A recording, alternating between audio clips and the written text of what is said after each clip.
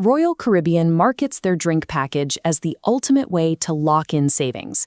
You pay one flat fee, the drinks flow freely, and you supposedly come out ahead. But when you audit the receipts, that deal often vanishes. The offer centers on the Deluxe Beverage Package. It promises unlimited access to a massive selection of premium liquors, beers, and cocktails priced up to $14 each. While the fleet median price is $84 a day, that number excludes a mandatory 18% automatic gratuity. By the time you check out, your actual cost is nearly $100 per person every single day of the cruise. That price tag is easy to ignore on embarkation day, when the sun is out and the music is playing. But by day 4 or 5, many cruisers hit a wall. You wake up, remember the daily cost, and start ordering drinks just to meet a self-imposed quota. In this scenario, the buyer has traded their flexibility for a commitment to highly elevated consumption, requiring them to drink at a pace they might not actually enjoy just to avoid a financial loss. To see how difficult it is to beat that price, we must look at the specific combinations required to reach that $99 daily threshold. This chart shows the path for a cocktail drinker. At $14 a drink, you need to down 5 to 6 premium cocktails every single day to cross that $99 line. If you prefer domestic beer, the volume requirement climbs even higher. Because those average $7 or $8 each, you have to drink 9 to 11 beers a day to hit that same $99 mark. The deluxe package also includes non-alcoholic options, like bottled water, fresh squeezed juice, and specialty espresso, which can offset some of that alcohol burden. This visual equation shows a more balanced approach. If you start the morning with 2 lattes and drinks 3 bottles of water during the day, your remaining requirement drops to just 3 or 4 cocktails to reach $99. However, this logic only holds if you actively manage these habits from morning until night. If you skip the coffee or drink the free tap water, your alcohol quota immediately jumps back up. These numbers also shift based on the ship you choose. Older vessels might charge $55 a day, while newer Oasis or Icon-class ships frequently push package prices well past $120. Breaking even is mathematically possible, but it requires treating your vacation hydration like a calculated accounting exercise. Beyond the daily math, the itinerary itself acts as a major variable, specifically the time you spend away from the ship's bars.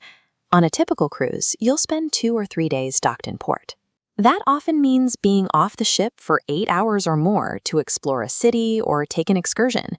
While you are in Nassau, Cozumel, or St. Thomas, the package provides zero value. You pay for drinks on land while your $99 daily fee continues to accrue on the empty ship. Once you return to the ship in the late afternoon, your window to hit that daily drink count shrinks to just 4 or 5 hours before you head to bed. The one major exception is Royal Caribbean's private islands, like Perfect Day at CocoCay, where the drink package remains active while you are on shore. But for port-heavy itineraries, the schedule physically removes you from the only place you can use the package you already paid for. The cruise line also uses a specific piece of fine print called the cabin rule to ensure every adult in a room is contributing to the beverage revenue. If one adult in a stateroom purchases the Deluxe Beverage Package, Royal Caribbean requires every other adult 21 and older in that same cabin to buy it as well. This mandate instantly doubles the cost of the decision. A 7-night package that seemed like a $700 expense jumps to over $1,200 for a couple at checkout. This forces a light drinking partner to financially subsidize the bar tab of the heavy drinking partner. In March 2026, Royal Caribbean implemented a policy change that removed specific physical items from the package's coverage. Coca-Cola Freestyle Cups and access to the self-serve machines are no longer included in the deluxe or refreshment packages. Guests who want to use those machines now have to pay an extra $5 fee on board to purchase the compatible cup separately. If you choose not to pay that extra fee, you must wait in line at a bar every time you want a standard fountain or canned soda. Other conveniences are also omitted. Room service beverages and minibar items are not covered by any beverage package. These rules turn a supposedly simple, all-inclusive experience into a regulated contract filled with specific exclusions and surcharges. For those in the light to moderate drinking range, there is a strategy that often yields better results: the refreshment package.